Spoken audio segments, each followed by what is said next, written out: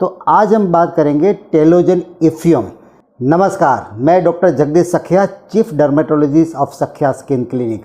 हमने YouTube, Insta, Facebook में काफ़ी वीडियो बनाए एजुकेशनल। तो आज हम बात करेंगे टेलोजन इफ्यूम।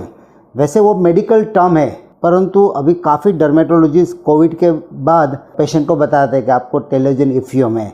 तो टेलोजन इफ्यूम क्या है वो समझना बहुत ज़रूरी है। इसके लिए आपको हेयर साइकिल जानना ज़रूरी है कि हेयर कैसे ग्रो होता है, टेलोजन इफ्यूम का कोजिस क्या हो, इसका ट्रीटमेंट क्या है और कोविड और टेलोजन इफ्यूम को क्या रिलेशन है।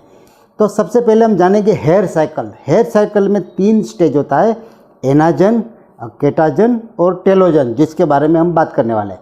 परंतु एनाजन होता है वो हमारा ग्रोइंग हेयर होता है। कोई बोले ना कि भाई मेरा हेयर तो यहाँ तक का है, लंबा है, तो उसका जो एनाजन फेज़ है वो मानो कि एवरेज 3 से 5 साल का एनाजन फेज़ होता है। मीन्स वो बाल 3 साल तक बढ़ता रहता है। किसी का 7 साल का भी होता है तो इसका लंबे बाल, एड में आप देखते हैं लंबा बाल, तो एनाजन बोलते हैं।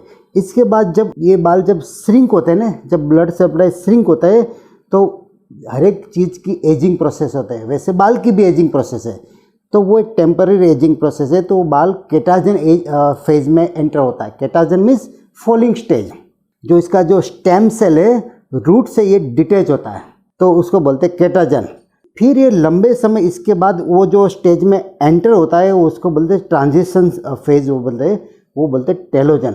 वो 3 महीने का होता है। तो एनाजन फेज होता है 2 से 5 साल का होता है, केटाजन होता है 2 to 3 वीक्स का होता है और टेलोजन होता है वो 3 मंथ का होता है। तो हमारा 1 लाख बाल होता है।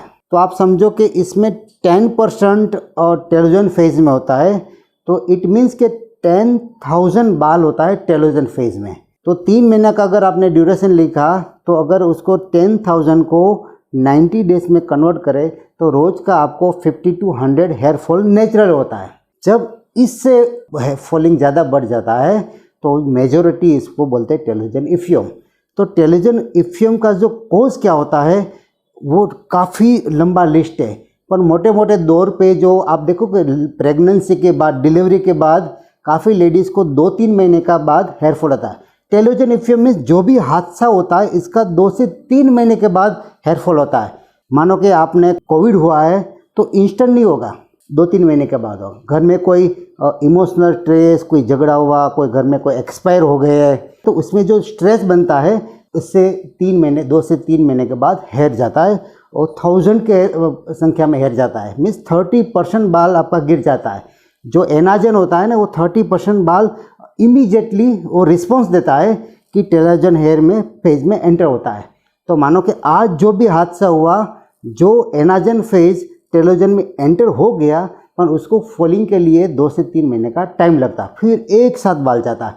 कोई पोस्ट सर्जरी होता है, कोई फीवर, जो बोलते हैं ना काफ़ी बीमारी ऐसे होते, टीबी होता है, डेंगू होता है, मलेरिया होता है, जॉन्डिस होता है। जब हेवी फीवर जो आता है इसके 2-3 महीने के बाद बाल जाता है। सर्जिकल प्रोसीजर हो तो कोई लंबी सर्जरी है तो इसके बाद भी बाल जाता है। इसके बाद जो क्रश डाइटिंग होता है, जो 10-15 kg वेट शॉर्ट टाइम में जो लूज़ करते हैं, तो बॉडी में जो बोलते हैं ना काफ़ी विटामिन जो होता है, एसेंशियल विटामिन, जो फैट सोल्यूबल विटामिन कम हो जाते हैं, तो इससे भी होता है। बेरियाटिक सर्जरी के बाद काफ़ी लोगों को हेयर फॉल होता है। एंडोक्राइनल डिजीज़ जब होता है, थायराइड होता है, हाइपोथायराइडिज्म, कभी इसकी मेडिकेशन से भी जब अनकंट्रोल रहता है तब भी हेयर ज़्यादा जाता है। काफ़ी स्किन डिसीज़ रहता होता है, एरिथ्रोडर्मा की पूरी बदन पे जो डिसीज़ फैल जाता है तो स्किन में एक स्ट्रेस आता है, तो इसकी वजह से भी बाल जाते हैं। मेडिकेशन, काफ़ी मेडिकेशन इसकी होती है। आप देखो कि कैंसर की जो कीमोथेरेपी के बाद जो बाल जाते हैं ना, इसमें पूरा बाल चला जाता है, उसको बोलते हैं एनाजन इफ्यूम। एनाजन इफ्यूम मीन्स 100% जो बाल होता है ना, सब इसमें टेलोजन में चला जाता है।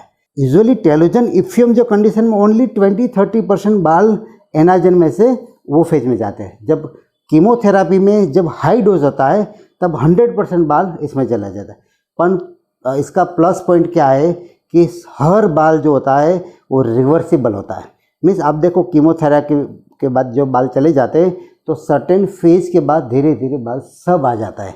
वैसे भी टेलोजन इफ्यूम में 80-90% केसेस में वो बाल रिवर्सिबल रहता है। मीन्स आपका जो स्टेम सेल होता है, आपका बाल का रूट होता है, वो इंटेक्ट रहता है, इसीलिए डरने की ज़रूरत नहीं। हाँ, 10% 20% लोगों को जो एक्यूट टेलोजन इफियम बोलते हैं, वो जब क्रोनिक टेलोजन इफियम में जब एंटर कर जाते हैं, फिर वो प्रोसेस बहुत लंबा चलता है। वो 6 महीना, साल, 2 साल, 5 साल, मीन्स वो ऑनगोइंग प्रोसीजर चालू रहता है। एनाजन फेज जैसा लंबा हुआ सीधा टेलोजन में प्रवेश कर देता है। मीन्स उसका जो एनाजन फेज जो लंबा होना चाहिए वो नहीं होता। काफ़ी पेशेंट में ये रिवर्सिबल होता है, पर 10 to 20% में एक्टिव मेडिकेशन की ज़रूरत पड़ती है। वो मेडिकेशन में क्या क्या होता है, मेन तो सप्लीमेंट होता है, क्योंकि हमारे बॉडी में 3 पार्ट ऐसा होता है कि जो फर्स्ट जनरेटिंग बोलते हैं। एक हमारा बाल, एक हमारा इंटेस्टाइन, क्योंकि हम रोज़ खाना खाते हैं तो इसमें काफ़ी सेल्स बनते रहते हैं, और तीसरा हमारा ब्लड सेल्स कि रोज़ जनरेट होता है। इसीलिए आप देखो कीमोथेरेपी में बाल उठ जाता है, मुंह में अल्सर होता है, और जो ब्लड सेल्स होता है वो उठ जाता है, क्योंकि वो जो फास्ट रीजनरेटिंग सेल्स होता है। जितनी आपकी मशीनरी, जितनी फैक्ट्री ज़्यादा चलती है, इसका रॉ मटेरियल भी ज़्यादा चाहिए। सेम जैसे बाल को भी न्यूट्रिएंट, माइक्रो न्यूट्रिएंट बहुत चाहिए।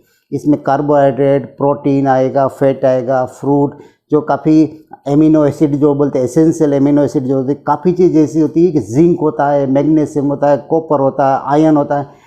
लंबा लिस्ट है, 32 इंग्रेडिएंट जो बाल को चाहिए। तो आपको वो सप्लीमेंट चाहिए। मेन तो डाइट आपको चाहिए, परंतु कोई डाइट ऐसा होता है कि इसके लिए आपको बहुत खाना पड़ता है। मानो कि आपको 500 मिलीग्राम विटामिन सी के लिए आधा किलो नींबू वो पीना पड़ता है, तो वो प्रैक्टिकल नहीं है। तो इसके लिए सप्लीमेंट भी चाहिए। तो डर्मेटोलॉजिस्ट को आपको रूट कॉज को आइडेंटिफाई करके आपको जो जो चीज़ कमी है, जो जो चीज़ बाल को चाहिए, वो आपको प्रिस्क्राइब करेंगे। तो टेलोजन इफियम डिसीज़ से डरने की ज़रूरत नहीं है। इसके लिए सटीक सॉल्यूशन, सटीक डायग्नोसिस कि किसकी वजह से हुआ है, फिर इसका सॉल्यूशन में मेडिकेशन आता है। इसमें प्रोसीजर में पीआरपी ट्रीटमेंट बोलते हैं, कि प्लेटलेट रिच प्लाज्मा बोलते हैं, मेसोथेरापी बोलते हैं, कि इसमें इसको स्टिमुलेट करते हैं। वो भी है वन टाइप ऑफ सप्लीमेंट है, डायरेक्ट इंजेक्शन देते हैं।